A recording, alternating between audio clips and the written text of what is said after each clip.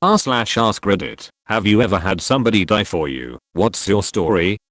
One day I came home and my fiance was gone.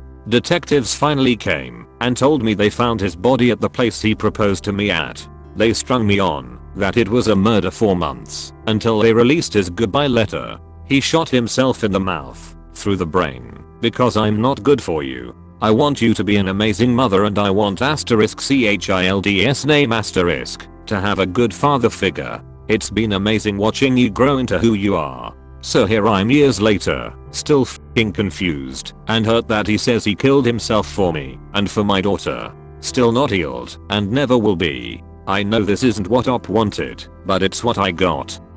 My brother died for me 13 years ago yesterday. We were alone at a beach in Mexico, no lifeguards, while our dad was taking care of some business. The water had been rough the day before, but my brother wanted to take a swim, so we went in anyway. Messing around in the water with one of those disposable underwater cameras, we got distracted and didn't realize how far we'd been pulled out. Suddenly we realized we were in a rip current and how big the waves around us were. Tried to swim back, but couldn't, and at this point I'm panicking, yelling for help and telling my brother I don't want to die. He says I won't, stays with me and yells for help. Someone at one of the beachside restaurants finally notices us and jumps into the water with a boogie board. They swim up to us and tell us to hang on to the board. My brother and I are holding hands in the board together. One wave later and we are ripped apart. That was the last time I saw him. I live for him every day. He was and is my best friend.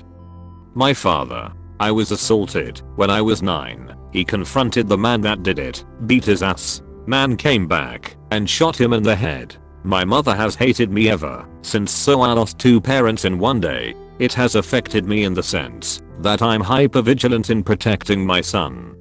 My mother essentially died for me. I was 3 months old. My mother was giving me a bath in the kitchen sink. My 3-year-old brother was in a high chair having dinner. My father had just come home from performing a home inspection and was finishing his paperwork downstairs. Before coming up to dinner, he heard my mother cry out his name in a tone that was off, is how he put it. He sprung from his chair, ran up the stairs to the kitchen to find my mother holding me in the sink with her head down. He snatched me from her hands. She immediately collapsed on the floor unconscious. She died 3 days later in the hospital of a cerebral hemorrhage. Her last act was to keep me from drowning in the kitchen sink. My brother witnessed it all and was scarred for a long time. I never knew my mother, but that is the personification of a mother's love. Edit, because I suspect people will ask. I've been told that in the months leading up to her death she would fall into essentially comatose sleeps, was tired all the time, headaches, etc. They chalked it up to postpartum and having a newborn and a 3-year-old. But she had probably had this brain bleed for a long time prior to that fateful December day. But there's a twist. 30 years later, my daughter was born in the same hospital she died in. She has her grandmother's name. Life's full circle. My grandfather at the time was 94 years old. My 4-year-old daughter got the flu, which she then gave to me. I was homesick with my daughter, and I couldn't even take care of myself, let alone my daughter. My grandfather took care of the both of us. I remember waking up to him covering me with a blanket, like when I was a child. He ended up getting the flu from us, and his respiratory system couldn't take it. He passed because he took care of me and my daughter, and it makes me cry every time I remember that. My biological mother was a surrogate to my parents. She was my mother's best friend growing up and knew she wanted a baby more than anything in the world. So she offered for my mother, who could not have children. Everything was perfectly normal. She moved in with my parents during the whole pregnancy. There's even a few short videos of them at the hospital talking about me, or to me, and a video of just seconds after I was born of the 2 of them holding me, singing happy birthday. They hadn't chosen a name yet, so it's just to you. There was no more videos after that. But my mother went to get a nurse because my biological mother said she was just feeling very dizzy and was having trouble with breathing a little. According to my father, she was holding me ready to pass me to my father and said something along the lines of, "Bye, I'll miss you." He said it still kind of bugs him today to think about it. In the moment he had thought she was kidding, or that "I miss you already" kind of way. He picked me up and turned a second to grab a rag for his shoulder. When he turned back again, she was white as a ghost and unconscious. It was just a blur of people and rooms and faces after that. She died from some sort of internal bleeding. I think on it often. Feeling awful that I took my mother's best friend away. But my mother says it's the best gift she'd ever gotten. He was a stranger. His death saved me and 3 others. The circumstance surrounding his death will never be completely known, as mistakes were made during his medical care. At the time of his death, I had already been on an artificial heart for 11 months and was probably about 2 weeks from death myself. It had been a 3-year journey for me and my family. Getting listed for transplant and then sitting on that list was grueling. I was simply done. I received his heart on the 11th of January 14. Although the recovery still goes on, I'm alive and enjoying my life. His name was Futim, and I now know his family. Not the typical altruistic life-saving event, but I'll go on. I'm an identical triplet. We started out as quadruplets, but the 4th little homie took one for the team as he stopped developing sometime during my mother's pregnancy. This allowed the remaining clones to develop healthy and well, utilizing the nutrients that would have been split by 4 down to 3, pouring one out for you, maximum. My mom died giving birth to me. I didn't find out about the circumstances of her death until I was 7 and my aunt said something about it to me. It messed me up for a while. I often wonder what my life would have been like if she was around. I had very little female influence in my life. I was raised by my dad and 5 brothers.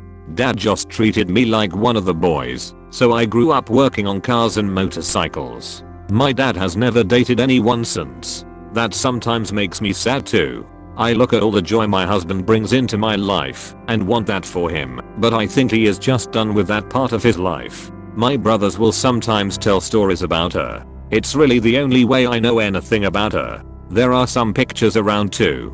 People tell me I look just like her and have the same attitude. I just have to take their word for it. I'm older now than she ever was. I look at all the things going on in my life and I feel incredibly guilty for taking that away from her. It makes me want to live my life in a way that I think would make her proud.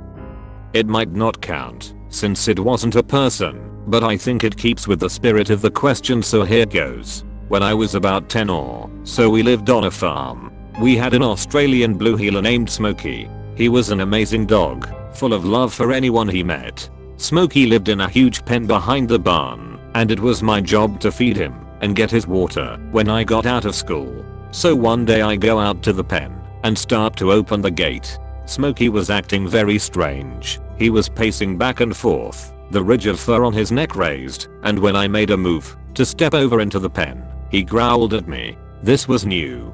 Smokey had never even growled at me when we were roughhousing, so something was up.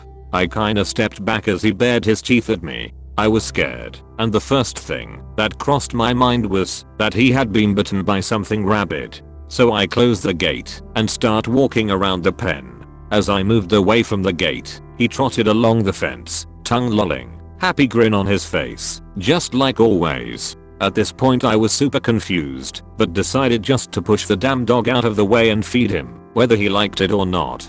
So I go back to the gate. Smokey follows, and once again as I made to step in, he starts growling. I was only around 10 at the time, but he wasn't a huge dog, so I kinda pushed him with my foot to get him out of the way, and Smokey bit me. He lunged up and bit me right below the knee. I was wearing jeans, so it didn't break the skin, but I was scared shitless of my old friend. I fell backwards out of the pen and then ran for the house. I told my grandma something was wrong with Smokey and that he had tried to bite me. She too was afraid of rabies, but since there weren't puncture wounds on me, she decided to wait until my dad got home to figure out what to do. He got off work about 2 hours after this happened and immediately went out to the pen. He found Smokey dead, lying pushed up against the gate, like he had been blocking it. In the lean-to, where I would have gone to get Smoke's food, he found not one, but 2 huge rattlesnakes. When he looked over the dog's body, Smokey's face had swollen around the cheek. He had been bitten. I know it doesn't carry the same weight as if a human had consciously decided to die for me, but I know my good boy was keeping me out of that pen for a reason. I got permission to tell this story. My cousin was swimming in a seemingly calm part of a river with a large group of people near his college. At some point he went under the water and wasn't coming back up. Under the surface was a whirlpool that had caught him and wasn't letting go. His best friend dove in to save him and managed to get my cousin out of the whirlpool, but sadly got stuck himself. My cousin wasn't breathing when they pulled him out, and they spent several minutes before they could revive him. He's okay now. Sadly, his friend didn't make it. I never knew the kid, but I think of the sacrifice he made to save my cousin all the time, and will be forever grateful for it.